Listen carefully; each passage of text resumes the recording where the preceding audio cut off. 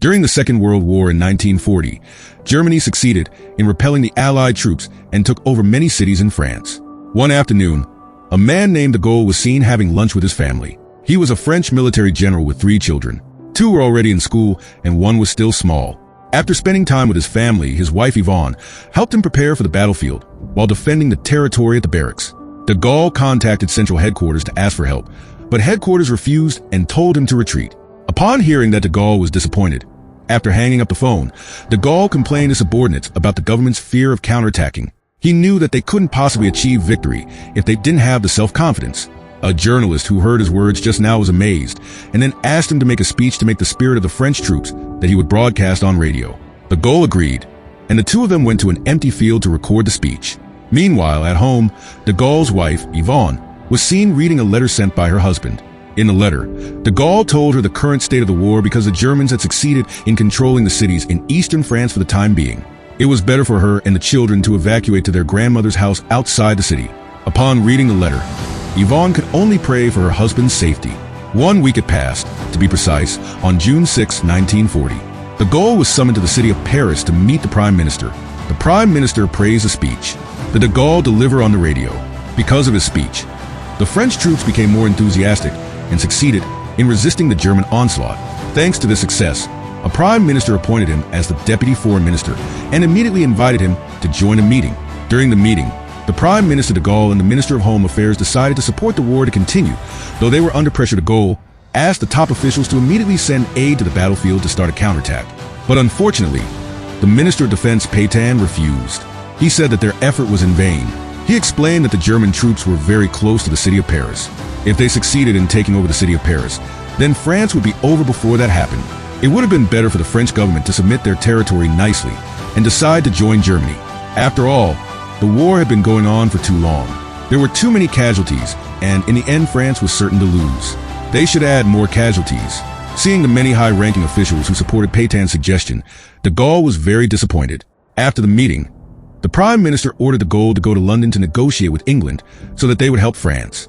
Before he left, 𝐿𝐤 stopped by school to meet his children first. He told them that Paris was no longer safe, since 𝐤𝐤 had already gone to take refuge at Grandma's house. He told his 2 children to immediately follow their mother. He also told his son to take care of his mother and sister, arriving in the city of London, where he met the British Prime Minister named 𝐿𝐤. 𝐿𝐤 began to negotiate for help to fight Germany before they attacked the Sea of Paris. But 𝐿𝐤 refused, let alone trying to help France. England was also in chaos, and if Germany attacked, it would definitely lose, especially after losing the massive war in Dunkirk. England have lost a lot of troops and weaponry, so for a while they couldn't help other countries because they were as well in danger. Hearing the answer, 𝐿𝐤 was disappointed. When he returned to Paris, 𝐿𝐤 was shocked to see the condition of the very chaotic government building and the office. The Prime Minister said that Germany was only 1 step away from Paris, so they had to immediately move the government to another city, namely the city of Bordeaux, and declare the Sea of Paris an open city. That way Paris would not be destroyed and would minimize casualties. 𝐿𝐤 protested the idea of giving up Paris without a fight, which to him was no different from surrendering. But the Prime Minister couldn't do anything. This was simply the only way. In a few days, the city of Paris fell into German hands in the city. All the top officials were seen in a meeting while watching footage of the condition of Paris, which had been occupied by German soldiers. 𝐼𝐻 and other ministers again suggested surrendering immediately. France was cornered and completely defeated. It was better to start accepting Hitler and join the new Europe, that he would create feeling that the high-ranking officials had lost their self-esteem. 𝐿𝐤 left the meeting room after the meeting when 𝐿𝐤 was discussing with the Minister of Home Affairs. His assistant informed him that the Prime Minister had assigned him to return to England to negotiate with 𝐿𝐤. Hearing that the Prime Minister still didn't want to give up and still trying to fight, there was a speck of relief in a girl's heart. In the middle of a journey, since it was in the same direction, 𝐿𝐤 stopped by his grandmother's house to meet his family. When 𝐤𝐻 saw him, she immediately ran to hug her husband. After spending time with the children, 𝐿𝐤 chatted with 𝐤𝐤 while taking a walk, enjoying the view of the sea. 𝐿𝐤 told her the current condition of France. He was so frustrated that all his efforts seemed in vain. He often tried to strengthen and remind him of the historical stories that he used to tell. The stories of the struggles of great figures, such as Alexander Caesar, a Napoleon who never gave up, even though they faced huge problems. Here his wife's words. He was enthusiastic again. Before leaving, he promised that he would fight his best for the safety of his country. Arriving in London, 𝐿𝐤 and the French delegation immediately held a meeting with 𝐿𝐤 to discuss cooperation between the two countries. The British foreign minister offered to merge their country during the war, but the British Home Minister did not agree. If they joined, France would only be a burden and would drag England to complete chaos in the middle of a debate. Churchill firmly said that France and England were brothers, and even though they did not merge, if France were to be destroyed, sooner or later England would also be destroyed. Churchill changed his mind and decided to help France. Hearing that de Gaulle was happy when the meeting was over, de Gaulle immediately called the Prime Minister and reported the results of the meeting just now. But instead of being happy, the Prime Minister sounded anxious and then told him to return that very moment. Arriving at the airport, de Gaulle's assistant reported that there had been a coup. The Prime Minister had resigned and his position as the head of government had been taken over by Pétain. Not only that, Pétain had also fired de Gaulle to go to Russia to meet the Prime Minister. When they finally met, the Prime Minister explained what happened. While de Gaulle was in England, the members of the House of Representatives that supported Nazis betrayed them. They instigated other members to stop the war and join Germany because they lost votes. In the end, who happened hearing the story, de Gaulle planned to return to England to fight from there. He was sure that Churchill would want to help the Prime Minister, who had lost hope, could only support him. He gave his savings to help with de Gaulle's mission. After preparations were complete, de Gaulle left for England. Arriving in London, de Gaulle went to the French embassy and asked a staff member there to collect the votes of all French citizens living in England as proof that there were still many who had not given up and still wanted to fight.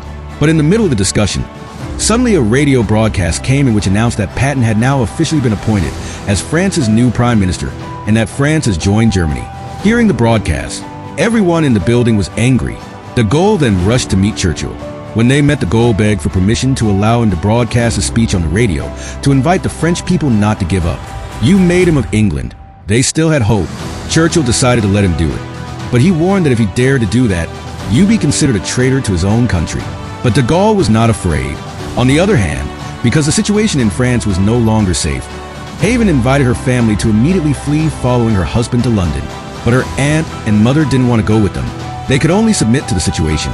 Before leaving, her mother hugged and prayed for her and her children's safety. When arrived at his apartment without wasting more time, de Gaulle immediately wrote the script for his speech tomorrow. The next day before the broadcast of his speech, Hugo called his aunt in France and asked how his family was doing. His aunt only told him that Ivan and the children had gone to the port, but she didn't know how things were going. She said the German army was guarding the border strictly so that no citizens could flee from France. Hearing that, de Gaulle was worried when he arrived at the broadcasting room. De Gaulle had to be patient because the preparations were still not finished. After waiting for quite a long time, he finally entered the broadcast room again before conveying a speech. His colleague reminded him that if he did this, Pétain would consider him a rebel. However, de Gaulle was not afraid and continued to start his speech on the other side. The French ships who were trying to escape were continuously terrorized by Nazi troops. The next day, de Gaulle received a letter from the French government. Inside it was written that as a result of his speech, de Gaulle was considered a rebel.